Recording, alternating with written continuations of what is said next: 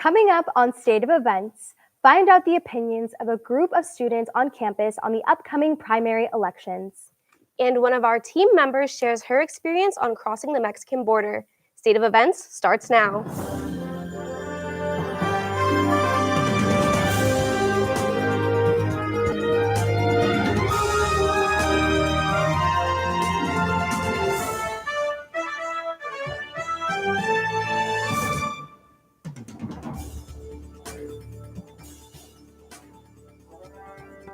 Hello and welcome to State of Events. I'm Madison McKay. And I'm Bronte Sorotsky. Welcome to our first live show of State of Events here in Studio One. We are ecstatic to bring you a semester filled with original stories. And we can't wait to kick off our first show of the semester. Let's get down to our top story. We begin our top story today.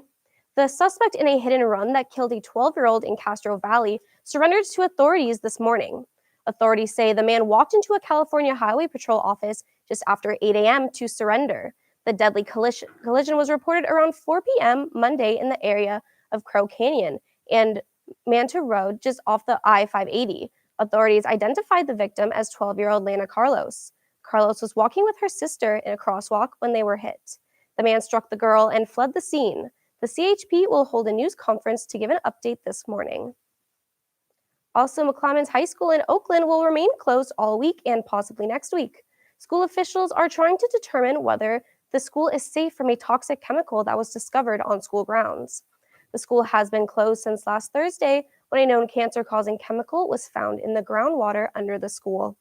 The concern is that the vapors from the chemical may be in the school's air and ventilation system. Preliminary tests done on Saturday show that the air appears safe, but Oakland school officials are keeping the campus closed until they receive final lab results later this week. The school will be conducting a second round of safety testing on Wednesday, as the exact source of the contamination has not yet been identified. 2 hikers in their 70s who went missing on Valentine's Day were rescued last Saturday. The 2 were seen at an Airbnb in Inverness, where they were on vacation. The owner of the Airbnb called police when the couple did not check out on Saturday. Their car, cell phones, and wallets were found in the Airbnb. The pair was found alive, but suffering from hypothermia in an area north of San Francisco. The Marin County Sheriff's Office says the couple went for a hike from the Airbnb but got lost. Authorities say the couple stayed alive by drinking water from puddles. Their family is ecstatic to have them back. Frontrunner Bernie Sanders is under fire from a top pro-Israel lobbying group in the U.S. This is following Sanders' announcement that he would not be attending the annual conference of the American-Israel Public Affairs Committee. Sanders claims the group provides a platform for leaders who express bigotry and oppose basic Palestinian rights. AIPAC shot back at Sanders, saying that he never attended anyway. The heated exchange highlights the Vermont senator's willingness to criticize Israel's government more than any other leading presidential candidate. Here with us now, we have Sandy Luke, who went around campus asking the Latino students their opinions on the primary elections. Sandy, what did you find? Primary elections are coming up next week, March 3rd. So what does the Latino community at San Francisco State University think? Who are they voting for? Let's take a look. There are 32.7% of Hispanic students at San Francisco State University. That's the highest percentage in the entire institution. The Latino vote has become very important during the elections. According to the Washington Post, Hispanics are projected to account for more than 13% of eligible voters in 2020. I'm going to be voting for Bernie Sanders. Just as a Latino, I wanted to say I think Bernie Sanders is our best hope for not just Latinos, but everybody in this country and people wanting to come to this country. So that's what I think about the next election, Bernie Sanders. Yep. According to the Washington Post, the Latino vote has increased over the years. Hispanic voters made up 11% of the electorate in 2018. I think these new elections, everybody should go out and vote, not only Latinos, but the whole community. But we should get more of our Latino gang out here to vote more, The Latino vote has increased over the past years. According to Univision's analysis, the number of Hispanic registered voters grew nearly 4 times more than non-Hispanics. That's all I have for today. Make sure to go out and vote. Whether you're Hispanic or not, your vote counts. This is Sandy Luke for State of Events. State of Events took a trip down to Tijuana, Mexico to document what the journey is like for families crossing the border. Our reporter Jennifer Rios shares what you need to know if you've got plans to head down south. She filed this report from one of the busiest ports, San Ysidro. The well-known U.S.-Mexico border is no stranger to heavy traffic, especially considering this is the main entry of the one of two borders that lead you directly into San Diego, California. According to the Bureau of Transportation, the San Diego port of entry is one of the busiest land crossings in the world. I took a look for myself with my family to see how the average trip to the border is for those who do this on a daily basis to travel to and from work every day. Residents stress to cross this border each day, but depending what documentation one has will determine how long you will spend in line. For some, the wait can be as short as 15 minutes, and for many, the wait can last hours long. Before you merge onto the busy traffic that is driving to the border, you will be split between all traffic, ready lane, and sentry. I took the route of the ready lane, the only lane that is accessible automatically that comes with the purchase of a U.S. passport card. Local residents of Tijuana, Mexico say the average wait for this lane is about 2 hours long. For those waiting in line, you can expect to be entertained, whether it be buying some local foods, such as chips, famous Mexican dishes sold in mini carts, and even some delicious churros that are made right in front of you. Although it seems all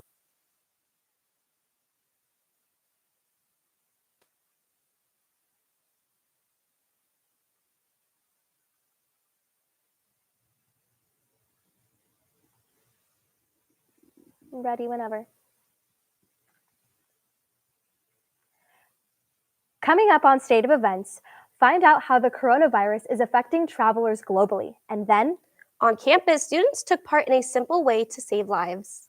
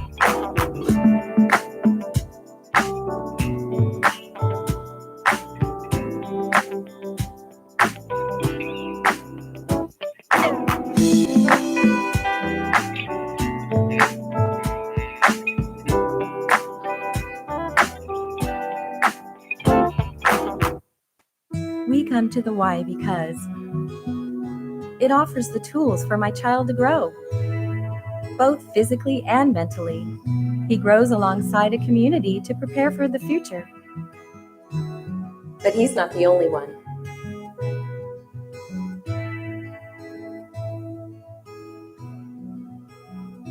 Come grow with the Y.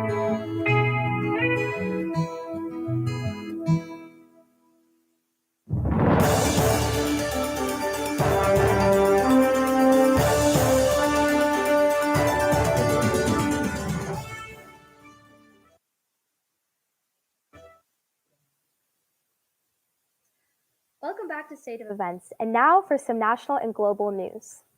A verdict has been reached in the Harvey Weinstein rape trial.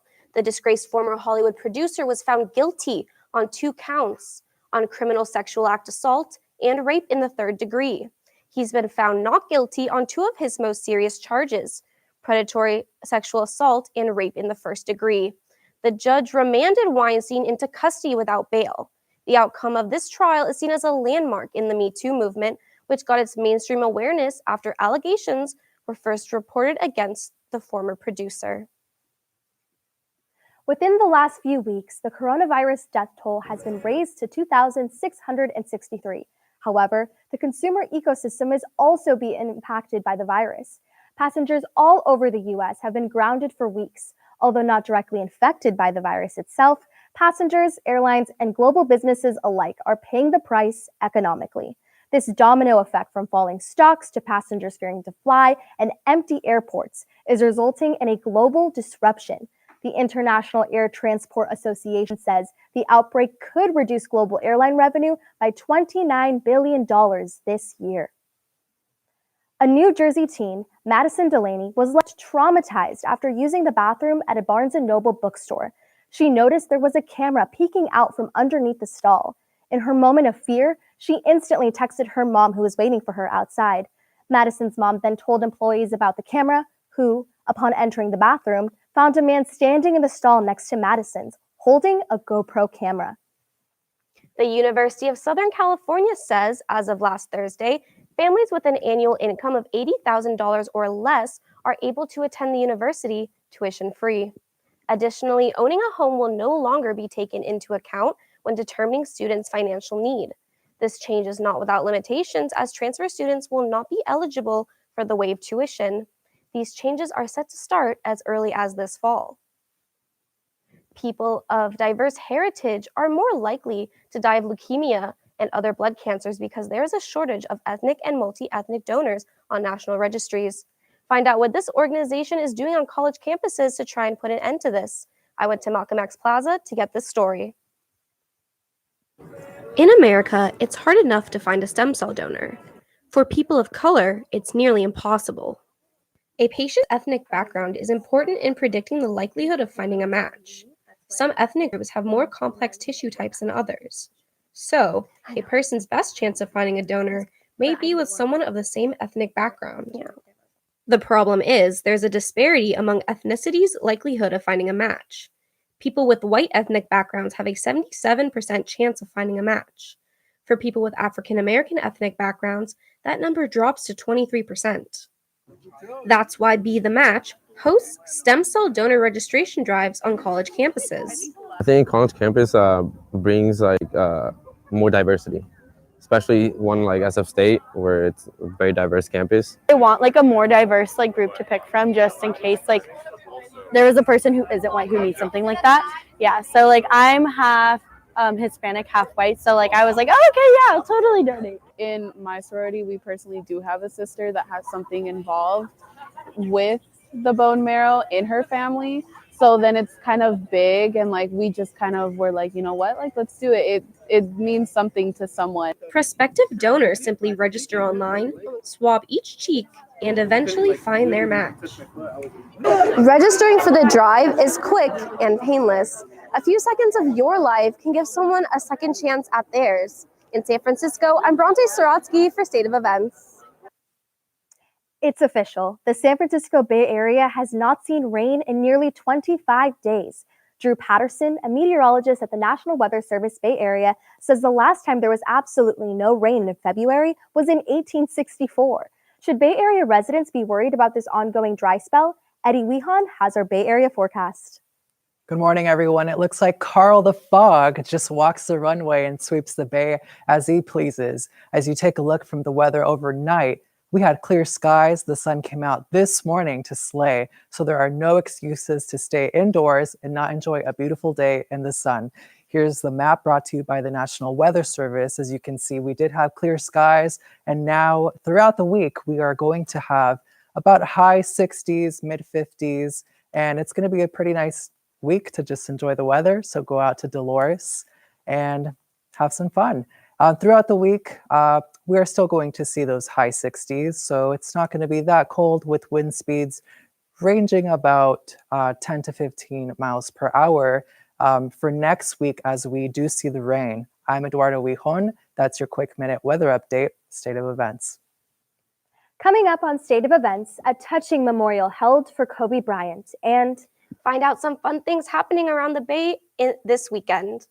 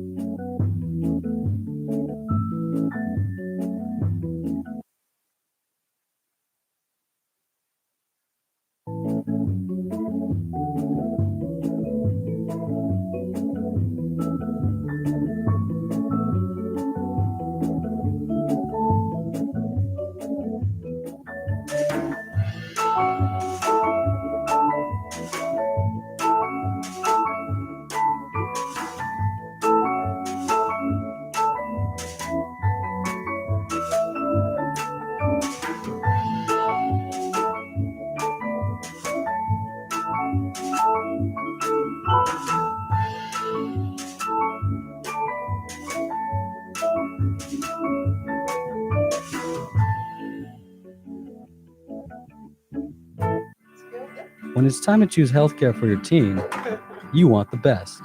When it's time for your teen's questions to be answered, you want a professional you can trust. At Valencia Health Services, your time is well spent. We provide professional, quality healthcare. Valencia Health Services, dedicating quality time to professional healthcare because your teen's health is our first priority. Valencia Health Services, quality time because we care.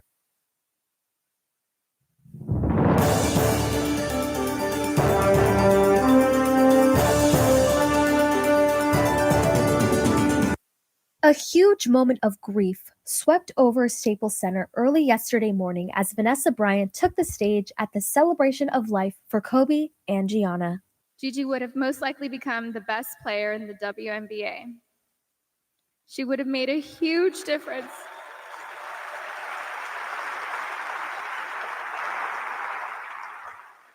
The public memorial service for Kobe and Gianna has fans packing the streets outside Staples Center and sharing their very own unique Kobe tributes. Performances by Alicia Keys and Beyoncé highlight Kobe's legacy, as well as words from Michael Jordan, stating, "When Kobe Bryant died, a piece of me died." Former Giants pitcher and North Carolina native Madison Bumgarner uses a fake name in order to compete in rodeo shows. Also known as Mason Saunders, the now Arizona Diamondbacks pitcher competed in a rodeo show back in December. The show was hosted by Rancho Rio, where they posted this photo to congratulate Mason Saunders on his win.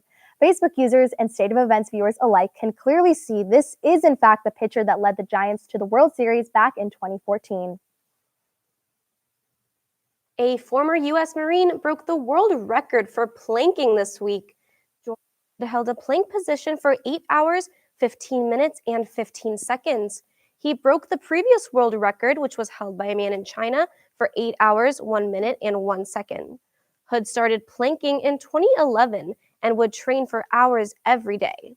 He finished the event by doing 75 push-ups and announcing his retirement from plank record attempts.